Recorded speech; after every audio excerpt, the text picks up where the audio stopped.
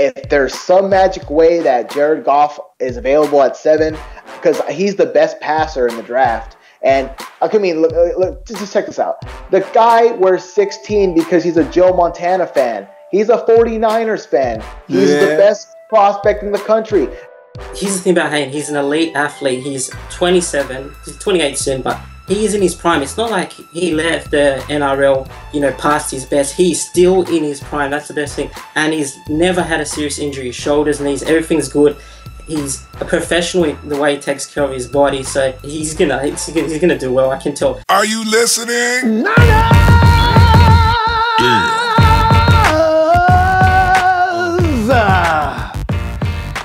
Finally, the season over. Put the miserable 49ers second in a row season in the rearview mirror, and let us now get started with 2016. First, congratulate the Denver Broncos. I didn't see that coming. And Peyton Manning, especially you. But Peyton, don't come back, man. Please don't come back, Peyton Manning. Just ride off into the sunset, wave your hat, rear back on your horse's legs with Ohio Silver, and away. That's how he should go out, right? This Super Bowl year will be remembered for the year of embarrassment for Cam Newton. You watched him? What? You like me? All I can say is Cam. Man up, man. Cam is a man of extremes. A man goes too far with his celebrations. Everybody. I know, but still, he went too far. He gets carried over the top. And now you can see where Cam gets to extreme in misery as well. Last year, at least with beast mode, he was funny. Cam with the media was it was disturbing. All right, enough of Cam. Here comes the 2016 season. Let's get 49er ready. I get excited, man, because you know what? The Combine's coming up, free agency. In fact, did you check out the 49ers itinerary? Oh, February the 8th, right? Waiver system begins for 2016. First thing I did when I see waiver system, oh, good. This means Devian Paris honor here. And also, Corey Lemonnier, get out. I didn't see their names on the list. In fact, the 49ers didn't even submit a list. There's nobody been waived so far. What does that mean? February 9th begins at 12 noon, New York time.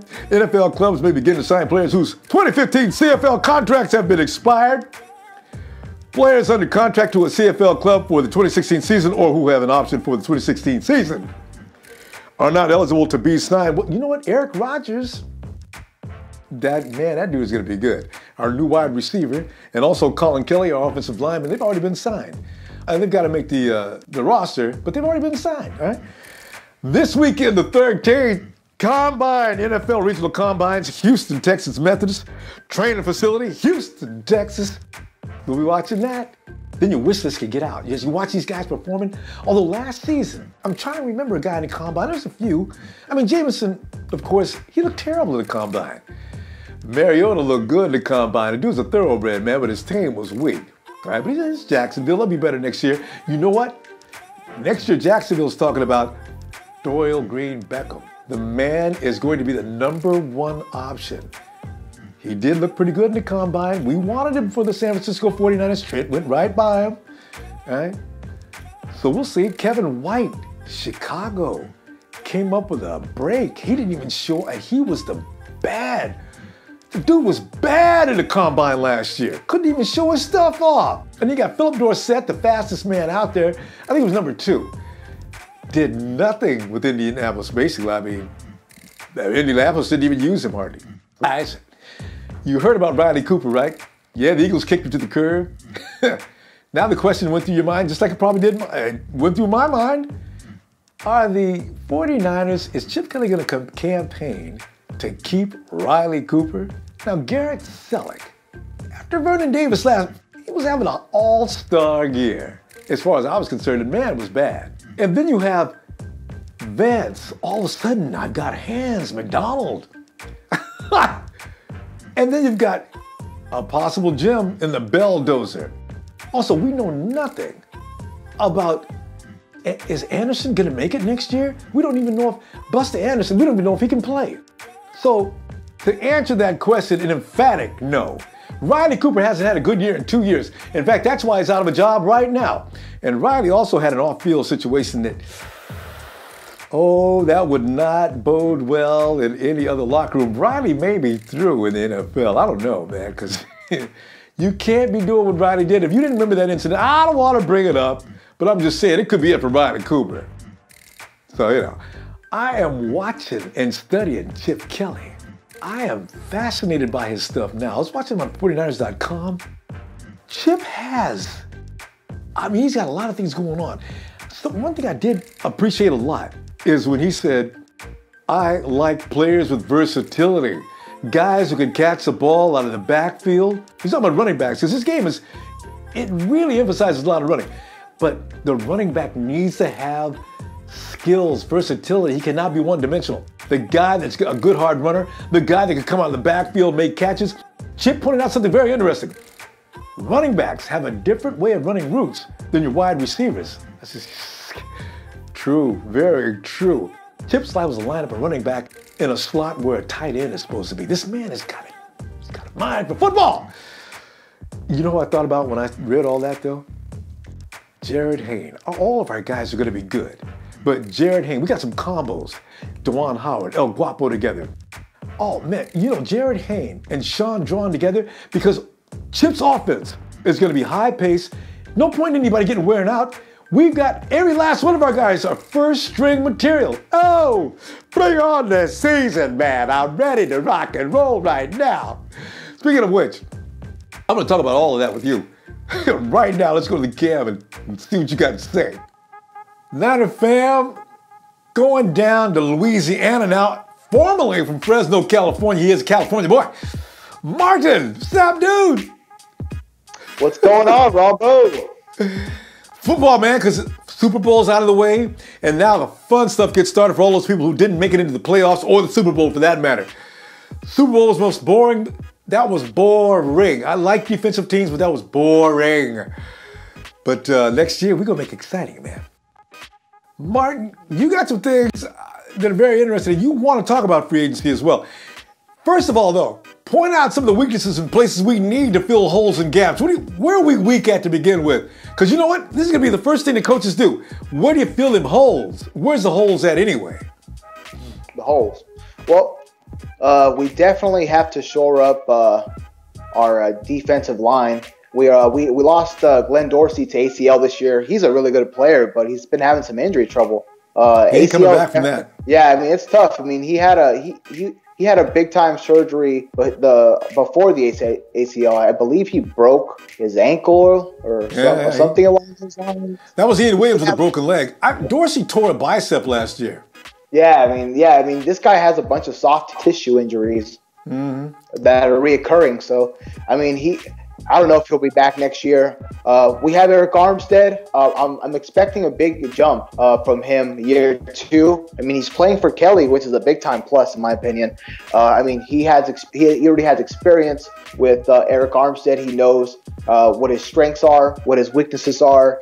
And plus he knows him on a personal level, so it's more of a better relationship, I guess, going forward. Also, let's see who else we have there. Ian Williams. We don't know if he's going to be back next year. He's a free agent, but if I had to put money on it, I think the Niners are going to sign him back. I think they really like him. Makes only sense. I know. So you're talking defensive line is one, and pretty much I agree, man, because we don't have a decent rush. I don't see anybody in fear of the 49ers rush. No. So you got Armstead going, you got Williams back. Dorsey's probably not going to make it back. You going to fill that hole with Dorsey? Is that going to be a first-round draft pick? Because Joey Bosa, man, he ain't going to be available. He would be so ideal, man. Oh, my God, he'd be perfect. But he ain't going to be available. No. I don't know if there's a D lineman that's worth the 7th pick for a 3-4 team. I don't know. What I'm praying for, since you're talking about the drafts, I hear Carson Wentz is climbing up draft boards. He looks like a solid prospect, but he's from a Division II school, I believe. And I don't know. I just don't know if I trust a really, really small school quarterback like that coming out. I mean, I hear the talent's immense with him, and he does look good when he plays, but I'm still Who's he playing against? So I'm hoping that the Browns take him too, and if there's some magic way that Jared Goff is available at 7, because he's the best passer in the draft. And I mean, look, just check this out. The guy wears 16 because he's a Joe Montana fan. He's a 49ers fan. He's the best prospect in the country. Imagine for him to get drafted by the Niners, and the last quarterback that was a Niners fan. I mean, come on. There's been a couple of them. Like Aaron Rodgers out of Cal. Huge 49ers fan. Huge Joe Montana fan. Ooh. I know.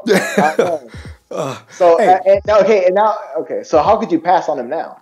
No, I know. And you know what? But I didn't mean to get you sidetracked like that. But you're not going to free agent is where we were going with that anyway. Do you see any defensive lineman out there available right now that you would pick up off the free agent list right now? I was hoping Derek Wolfe was going to be a free agent, but I heard he got an extension. He reminds me of Justin Smith, which I was hoping we'd throw the checkbook at him, but he just got extended. There's a linebacker. He's D lineman, but he's somewhere in the front 7. Bruce Irvin's a free agent. Well, we could sign him away. We could sign him away from the Seahawks, which wouldn't be bad. I mean, to get one of their defensive players, I always thought once you get one of their defensive players, a starter for that matter, he knows that defense. I know the Niners know the defense, but he might know little tidbits here and there. Hey, Sherman doesn't like when you call him so-and-so. You know what I mean? I don't know. So just like he's got a bad right toe. Well, yeah, the Von Miller's not going to be showing up for anybody because they're gonna put the franchise tag on him so fast. So it's just like Josh Norman. I was hoping we could sign him, but they're going to tag him also. Oh God, yes, and immediately because Josh, come on, man, you can't let people like that get away. I want to ask you about our new offensive system and how it's going to change the culture in San Francisco and Chip Kelly. We have segued from Jim Harbaugh. Tom Sula was not a segue. I'm not sure what that was.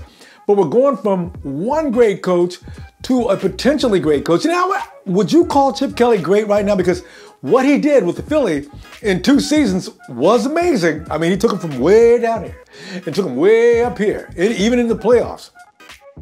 What's your feeling on that? I feel that he's a really, really good coach. As far as the X's and O's are concerned, everyone knows he's a really smart guy. He's innovative. He wants to win. That's one of the biggest thing. He really has from what I hear, he has a desire to win. He's not okay with not winning championships. At least it sounds like to me. He's competitive, smart. Like I said, he seems like he's the kind of guy who would be successful in any field to me. And so I was happy when we hired him. Out of all the coaching, out of all the coaching hires, there's an argument to be made that Chip Kelly to the Niners was even a better pickup than Hugh Jackson was to the Browns. Down in Cleveland, yeah. I think Hugh Jackson's a good coach. Yeah. I think that's almost unanimous now. And nobody, there's a few people, but there's nobody saying bad things about the Chip Kelly hire. Do you have some things you want to say pertaining to Patrick Willis and Frank Gore and how that actually parallels with your own life, man? Tell us about that, because that was pretty intriguing.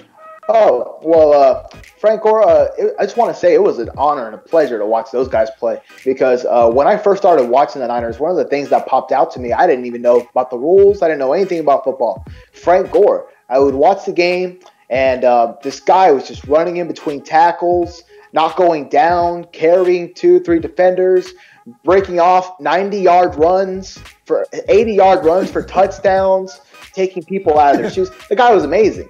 And then as I continue to watch the Niners throughout the years, I see Patrick Willis, and he was an amazing player on and off the field. And then I learned about his troubling past and what he overcame to be the man he is today, and the future Hall of Famer that he was, the great person that he is. The guy just overcame so much. I don't know if anyone wants to check it out. There's a E60 movie on it, special on it. It's about Patrick Willis's struggles, and I'm sure if you YouTubed it, it's worth a watch, man. Because wow, the stuff he went through, and to be able to make the life that he made for himself is amazing to me, and it's really inspirational. I was inspired by that. And he's always had my respect since the day I watched him, but even more so after that. And Frank Gore also, I would say one of the most underrated players of his generation. Honestly, the guy. Frank Gore? Frank Gore underrated? Is that right? You thought he was underrated? Because I thought he got a lot of accolades. He did get a lot of accolades. Yeah. He did, but in some ways. But I mean, I just feel that when he was playing in his prime, the Niners weren't very good, and he would never get any kind of attention. And we have Frank Gore, one of the best players in the league, or one of the top backs in the league. It was always Adrian Peterson, Chris Johnson, and all these other guys, and they were great too. But I feel like he should be in the Hall of Fame. More credit than he even gotten. That's true. Because he did his job each and every season. You're absolutely right. He was the heart and soul of an offense. And everybody was aware of that. Even other teams knew who was the man as far as offense goes on the 49ers. But you can't leave without giving the shout out. Man. You ready? I'm going to give you 3, 2, 1. 3, 2, 1. Never!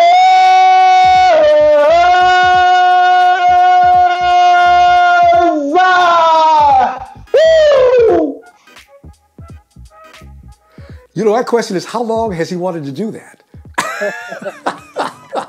Niner fam. You know, I went to Australia again, and Australia is no longer a separate country when it comes to the 49ers. Australia is that neighborhood just outside of Nob Hill in San Francisco.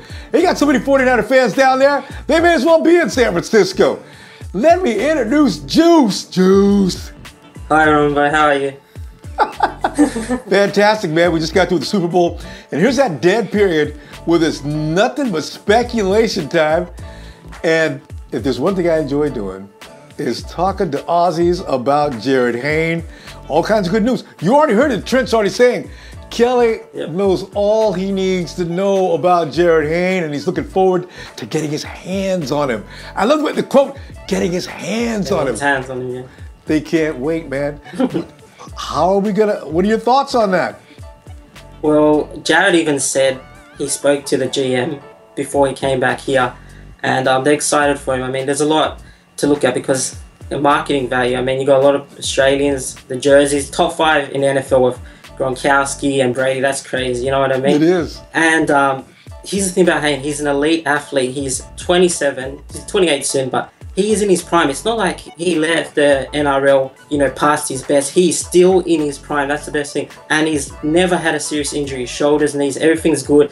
He's a professional in the way he takes care of his body. So he's gonna do well. I can tell. I feel like they kind of stuffed his rookie season. They really did because Okay, that's the part where you had a problem with Tom Sula. Is that right? Yeah. Man, now why do you feel the season was stuffed though? Because they didn't use him enough. I feel like the 49ers needed something. They didn't have anything in attack, and they didn't use him. Like on special teams, all right, he muffed the first one. He was still in, rugby league mode, got to catch every ball. And then if you look at all 3 fumbles, they were all different. It's not like he didn't learn. The second one, he was trying to hit a player. It wasn't, and the third one, he was making good play, and, from behind it got raked. So at running back, he was averaging better yards than most running backs in there. It was Reggie Bush. He was getting the same numbers as Tim, and he's a veteran. You know what I mean? So, and he didn't fumble at all from running back. And one thing I agree with, putting him in a practice squad did do a lot of good because you saw that game against the Lions. He looked a lot better. He looked crisp. You know what I mean? He looked great. And a little more polished, right? That was what I was going to ask you about that next. Now, did you think that Jarryd, he came into the lane, he still had some fundamental issues. Yeah. You thought it was taking too long in the practice squad, or he should have been just right in a 53-man roster and put right into rotation? You think that would have been okay?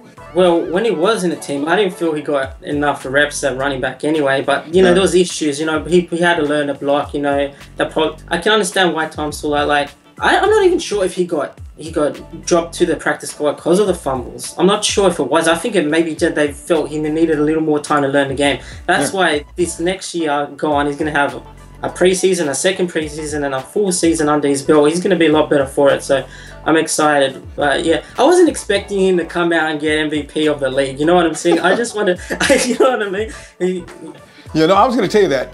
Jarryd wasn't dropped because of those fumbles. They just wanted to make him a more rounded NFL player is all. Chip Kelly's offense, though, this could be like, we already know that Jarryd Hayne gets into spaces and the man is magic. You take out Chip's offense enough to know how well he could possibly do in a Chip Kelly offense? That's what I want. I want someone who's aggressive, because with Tom Sula, he was a bit of a pussy in attack. Like, how many times on fourth? Like, You did not say that. Go ahead. Could have chanced his arm so many times on fourth. That, like, we were punting, you know what I mean? He was scared. Like, we were going a whole half of football without putting a touchdown up. It came to the second last game where we actually scored a first quarter touchdown. That's True. how bad. Here's the thing, Ronbo. We went 5-11, right? You look at the game we lost to the Giants on the death. That's 6. Barely. Yeah. The game against Arizona at home with the BS flags, that would have been 7. And I go back to that Green Bay game at home. We held Aaron Rodgers to 17 points. Should have been 10, but 17. I feel like if your defense can hold a team to 17, 20, 23 points, they've done their job. Yeah. And it's onto your offense to at least get you to overtime, you know what I mean? Yeah. That's why I think under Chip Kelly, if he's aggressive in attack, well, I think we're at least a 10-16, you know what I mean? Oh, easily. Because we had a couple of losses that should have been wins anyway. And the Giants was a win.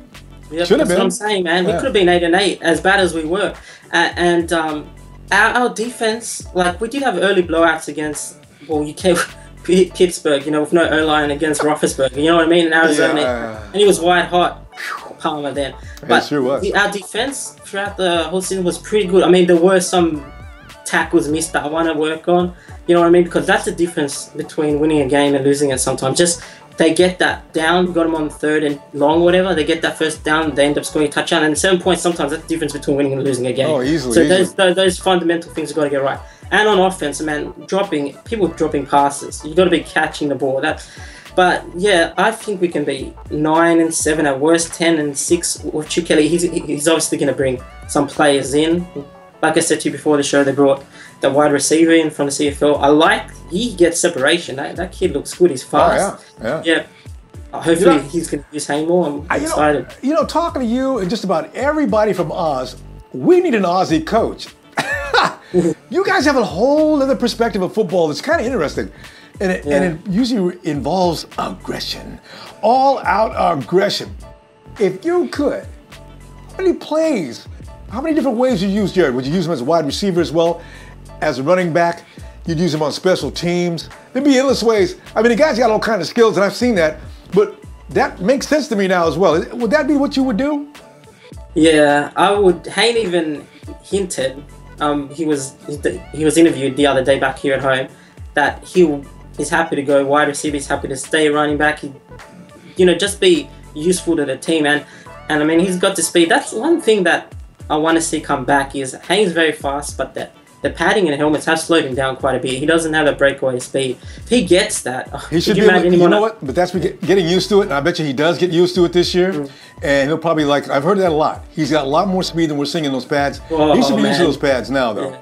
So hopefully, if you've got him on kick and punt return, here's the thing. Last year I was getting frustrated because we weren't stopping teams. They were either kicking field goals or scoring touchdowns. We were making punt twice a game. So Hayne was getting 2 chances to return a punt, And then the week we take him out, we play the Seahawks. Yeah. It's 8 punts. He would have been a game, and he would have been excellent in that game. 8 chances to return a punt. He would have carved it up. The thing is, Hayne does not get tired. This is the thing from what I'm hearing, because in rugby league action, they go from beginning to end and they never get off the field. This is why I think somebody should have looked into that and realized Hayne's endurance he gets better as the game goes along. Maybe that'll be the case next year. Give me a record. You just said 9-7 for next season. Is that right? At worst. Wildcard. I reckon we'll go 10-6 or higher, man. Because, like I'm saying, if our defense just stays the way it was, how it played majority of the year, and our offense just gets better, in the NRL, there's a team called the West Tigers, and they won the comp in 2005 competition. And how they did it is their defense was, pretty ordinary, but their mentality was, I don't care how many points you score, we're gonna score more. And they won it like that. And I'm excited because our defense isn't that bad. You know what I mean? And it's going to be that better. That game against Carolina at home was mouth-watering. I was more excited to watch our defense make stops than our offense on the field, Before we go, you know the routine. You got to give it a shout out. You ready? Yeah. 3. I've been practicing your highlight. I can't wait. 3, 2, 1. Niners! He's even got the tone drop. Martin Juice, thank you, fam. Get excited, 49er fan. I'm telling you right now, we will become relevant this season. I can already feel it right now. Now that the season is officially underway, and I said that as soon as the Super Bowl game was over, we're already underway, we will be kicking some booty this season. When you got Chip Kelly, expect the unexpected. Yes, indeed, I am now a card-carrying, chip-loving man. You've been getting on me about it for how long, all right? I'm fessing up. Chip Kelly is the man. So there you go. Besides, I've learned to appreciate his offensive design so much because I've been studying up. The man has got genius behind everything he does. There you go. Join me this weekend for the Niner Empire Weekly as we will be getting together this Sunday. I'll leave all the instructions Saturday afternoon on Facebook. Ronbo Sports fan page. You'll see all the instructions you need right there. I'll see you Sunday. Like if you do, share, and please subscribe. 7, 6, 5, 4, 3, 2, 1. You'll never have the secrets.